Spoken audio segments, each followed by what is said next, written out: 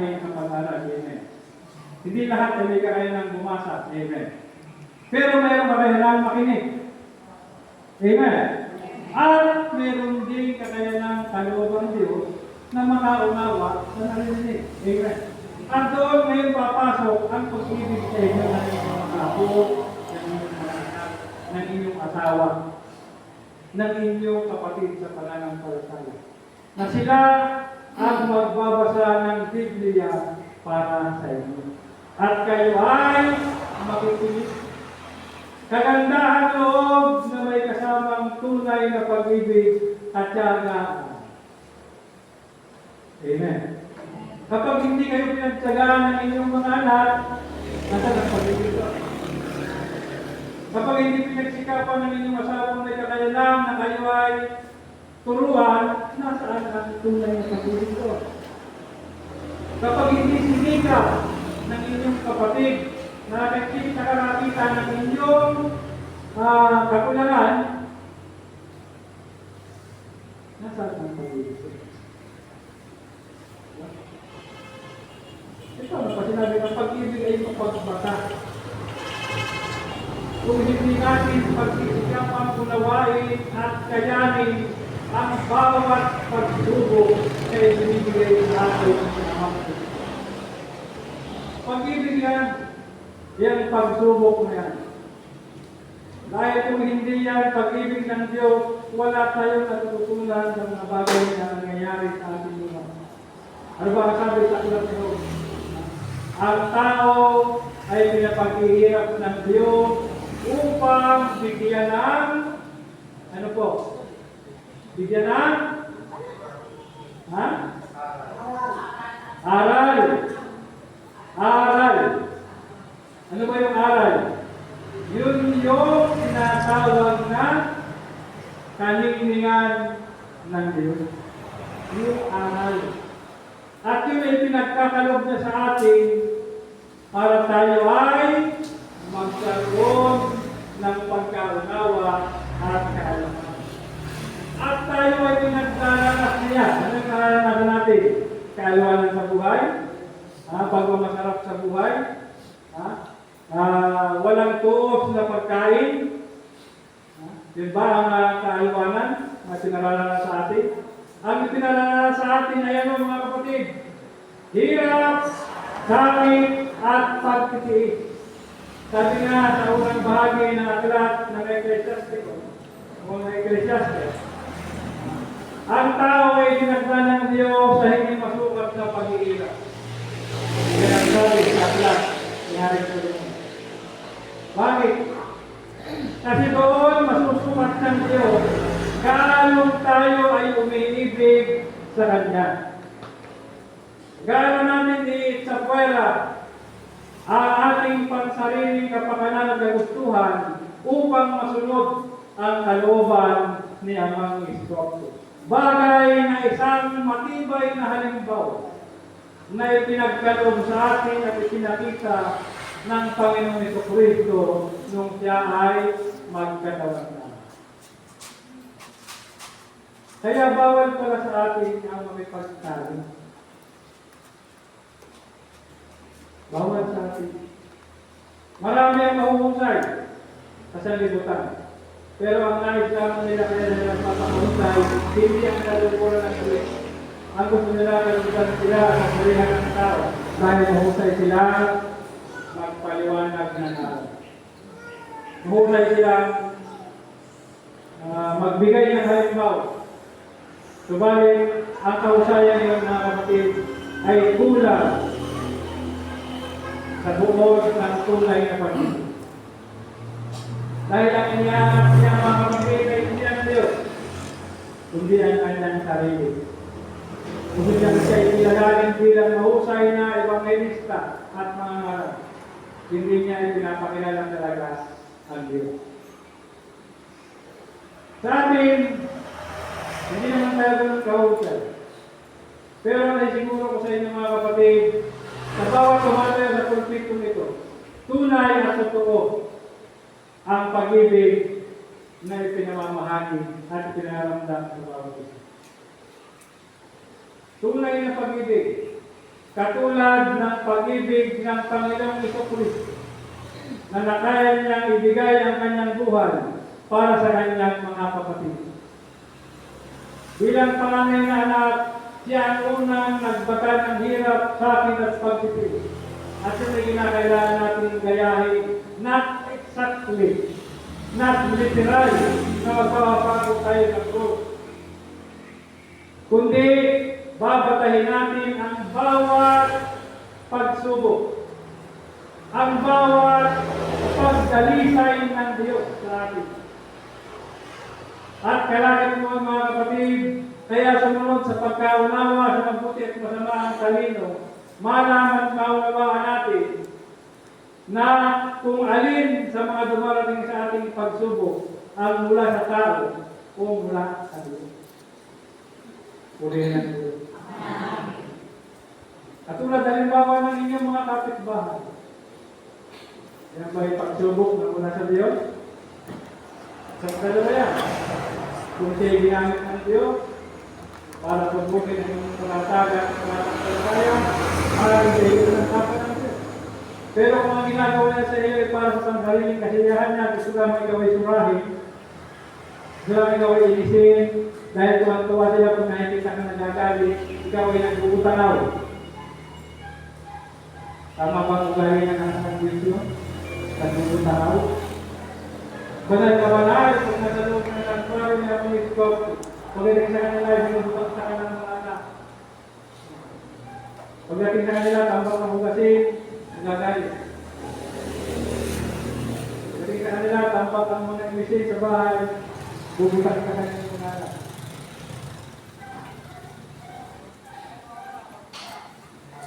Nasaan ang pag-ibig? Nasaan ang tunay ang pag-ibig at pagmamahal mo? Katyagaan ko lang yun, mga kapatid. Nakasulat pa ang pag-ibig daw ay hindi nananahimik. Subalit inis na init kayo kayo mga kapitbahay na kaya bigyan ng kanilang mga asawa ng mga material na bagay. Kaya pagdating ng inyong asawa, wala pa namang ginagawa, galit na kayo. Diba? Pero alam ko namang marami sa inyo ang hindi gano'n. At bilang panubong sa atin yung nangyayari. Agunta ka sa laba. Handuwas ko na. Nakikita mo yung mga kapitbahay na nakapamayuwang at mga ikot mo sa washing machine. Hindi pa matiyan sa ikot sa washing machine. Diba? Ito naman ingit kasi mabuti pati kapitbahay sa washing machine. Wala ka sa laba. Pero ito mas malinis na may nilabanan na kayo sa washing machine. Amen. Ako naman natin mga kapatid, hindi na sumangapuri ang pag-ibig. Pero tayo, sabi sa Facebook, ang mga asawa at babae, lagi na lamang sila ang tama. Totoo ba yan? Tama ba lagi ang mga babae? In fairness, mas maraming babae na yan. Lagi bang tama ang mga asawa at babae? Kaya tayo nakakagiging pa ba tayo mga lalaki? Dahil ang tunay tayo mag-iibig, tayo nating tanggapin at kaya nating patahin yung tingin sa atin natin mga kapitbahay na tayo ang Bisaya. Bakit? Dahil ang tingin nila sa mga taong nagpapailalim sa mga kagustuhan ng asawa ay ang Bisaya. Hindi nila naiintindihan na yun ay natutunan ng bawat isa ayon sa kagandahan ng loob ng Diyos. Magtiis. Katulad ko, lahat ng ayaw ng asawa ko, ginagawa ko. Ako lalaki sa amin eh. Ayaw niya maglaba, ako maglaba. Huwag lamang akong pagsasayin kung gusto mong kumain ng lugaw o kayo sunog. Dahil yung lalaki, pwede mo magaling ako magluto. Huwag lang talaga akong pagsasayin. Talaga ang maglag. Bumili na lang ng kanin. Pagka wala lalaki naglalaba, Andres. Ganun po ba yan? Hindi ba mapagmahal ka lamang na asawa? At dinadamayan mo lamang, iniibig mo lamang ang totoo ang asawa mo? Dahil ang asawa mo, nung yan nililigawan mo pa lamang, ay pinapangako mo gustong bituin sa langit. At yan, gusto sa iyo. Sabi ko sa anak ko, anak, pag sinabi ng asan ng maliligaw sa iyo, gustong bituin sa langit, yan, gusto sa iyo, papatayin ka na ron. Bakit? Kaya wala kang bituin ng langit tayo sa ating planeta. Tapos ibibiyahan ko sa iyo, ikaw ang madala yun. Pinapakalo ko ang kabilisumawa. Pero pagka seryoso, walang may bituin. Hindi mo maintindihan kung naunawaan ng alam. Mababang loob ang pag-ibig. Pero ang kataasan, yung pride. Alay, ako naman papangalan. Lagi na lamang ako ang nagpapanunod ng palugin, nagpapanunod. Yan ka. Ganyan ba ang nagawa ng Diyos? Ganyan ba ang dapat? Yan ba ang tunay na pag-ibig? Kaya mga natin mga kapatid, love is equals to sacrifice. Yan ang pag-ibig. Dahil ang Panginoon sa Kristo, nung ipakita niya ang daan, ang number one sa naunawaan ng inyong lingkod ay ang salitang pag-ibig sa pamamagitan ng pag-ibig. Kahit sa Diyos, natutunan niya ang tunay na kahulugan ng pagsunod. Paano? Ya'y nag-ibig. At nang maganap niya yun, siya naman ay naging walang hanggang tagapagligtas ng lahat ng nakasusunod sa kanya. Hindi yung pwede yung susunod ka ngayon, alabag ka bukas. Ang pagsunod, mga kapatid, ay panghabang buhay, panghabang panahon. Hanggang narito ka at may buhay sa daigdig na ito, kinakailangan mong sumunod sa utos ng Diyos, sapagkat yan ang buong katungkulan natin sa atin. Sumunod sa kalooban ng Diyos. Kinakailangan tayo magtiis upang masunod natin ang kalooban ng Diyos at maganda ang kanyang mga itinakap. Sino ba may dala ng sakitang gantimpala? Hello? Sino po may dala ng sakitang gantimpala? Siya ang iskop ko. Sino magbibigay ng buhay na walang hanggan? Siya ang iskop ko. Hindi na ang Panginoong Yesus. Pero pag sinabi natin hindi na ang Panginoong Yesus, nasa isip at puso natin na sinabi ng Panginoong Yesus, ako at ang Ama ay iisa. Kaya pag inikap natin matutog ang batas ng linig from root to tip, simula sa pulo hanggang sa katapusan ng dulo ng talbos, ay sinusunod natin, nakasunod pa tayo sa pagkapamuhay ng Panginoong Jesucristo. Amen! Nakasunod tayo. Yan ang buhay ng pagkapamuhay ng Panginoong Jesucristo. Kaya yung mga matatanda, in fairness sa kainidad, senior citizen, na hindi na may kayang bumasa, hindi naman sinasabing bawal magbasa. Ang sinasabi, humanap kayo ng magbabasa para sa inyo, para mapakinggan ninyo. Hindi po ipinagbabawal ang pagbabasa. Dahil upang maunawaan mo ang nag-iisang bakas panlinis, kinakailangan mong basahin at pagtyagaan, basahin at gawain ang banal na kasulatan. Para magkaroon ka ng mas malawak na pagkaunawak. Ano ba yung katakasan sa harapan ng kapanaluan? At yan ay maunawaan ng taong nagbabasa. Una, humingi tayo ng kaalaman at pagkaunawa sa limang Kristo. Basa kayo ng basa, wala yung naintindihan. Hindi pumasok sa inyong isip ang inyong binabasa. Bakit? Kayo ba yung nanangin? Humingi pa kayo sa Diyos? Kumatok ba kayo sa Kanya? Nahanap niyo na ba siya? Hello? Nahanap na ba natin siya? Ako, nahanap ko na siya. Nahanap na ba natin siya mga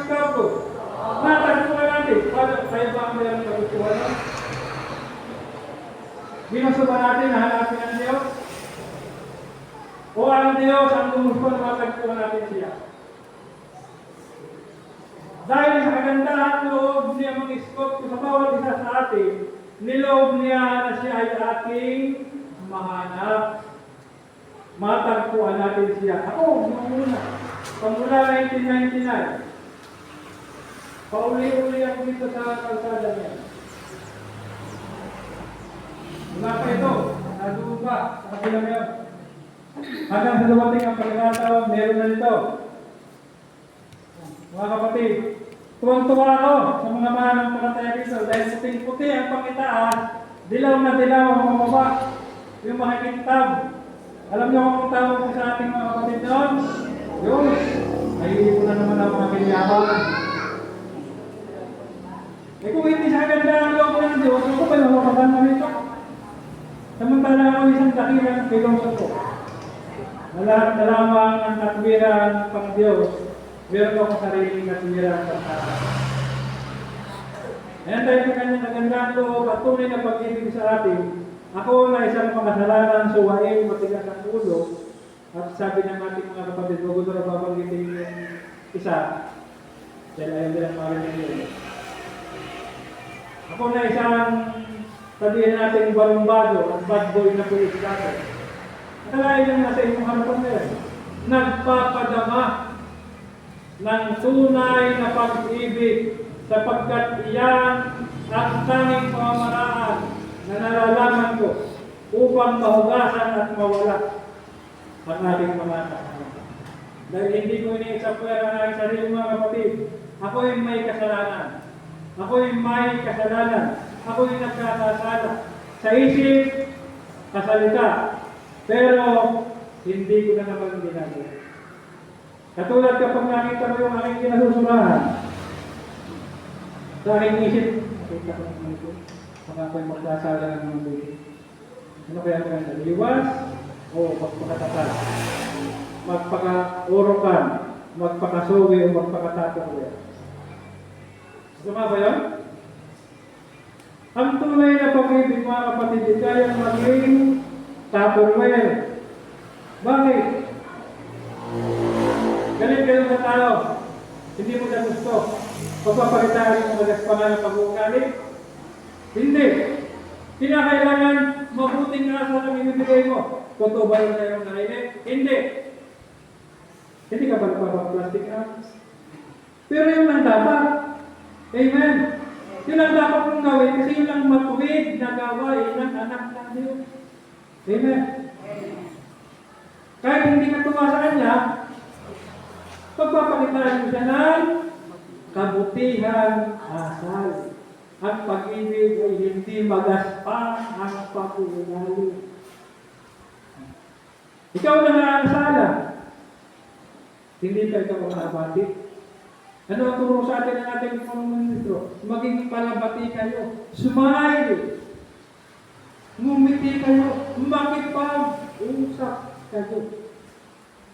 Ano ang pagdalit ng isang tao, araw-araw mo siyang nakakausap? Unti-unti. Yung galing mo sa kanya, yung sura mo sa kanya, araw-araw din nakikilala mo, nababawasan. Amen. Yung pagsisikap mo na magpaplastic, na mabait ka sa kanyang harapan, araw-araw mong ginagawa, kinasanayan mo, hanggang sa naging natural at normal na sa iyo, na hindi ka nagalit o wala ka ng naramdaman, bugso ng damdaming negatibo sa kanya. Amen. Kaya yun ang dapat natin gawin. Huwag natin iwasan yung ating pinagagalitan. Araw-araw natin siyang harapin, araw-araw natin ipadama sa kanya ang tunay na kabutihan loob, kabutihan nasa kagandahan loob, pag-ibig, ipadama natin. At nang dahil sa pag-ibig na yun, mawawala, mahuhugasan ang ating mga kasalanan. Napakalinaw naman ang sinasabi sa aklat ng Unang Pedro, chapter 4, verse 8. Magmahalan tayo ng tapat. Mamamahal mo ba? Mamamahalin mo ba ng tapat ang iyong kapwa kung wala kang pag-ibig sa kanya? Diba mga kapatid? Kung kinakailangan tunay, tapat, at totoo. Kinakailangan ay ipadama natin yung pag-ibig, hindi lamang sa tunay na mga kapatid, kundi sa mga tao ang turing sa atin ay kaaway. Purihin ang Diyos.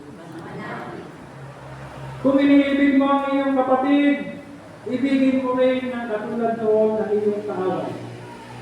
Sikapin mo na maramdaman niya na totoo ka. Kahit sabihan ka niya, kung may plastic eh. Tanggapin mo. Bakit? Totoo naman eh.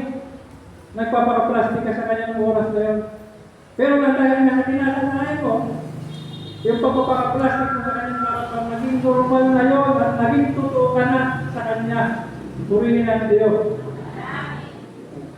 Tandaan niyo mga kapatid, mawawala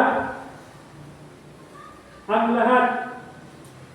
Mawawala ang pag-asa, mawawala ang pananampalataya.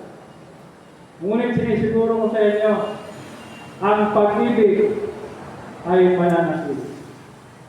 Mga minamahal kong kapatid, ito po ang mabuting balita. Purihin ang Diyos.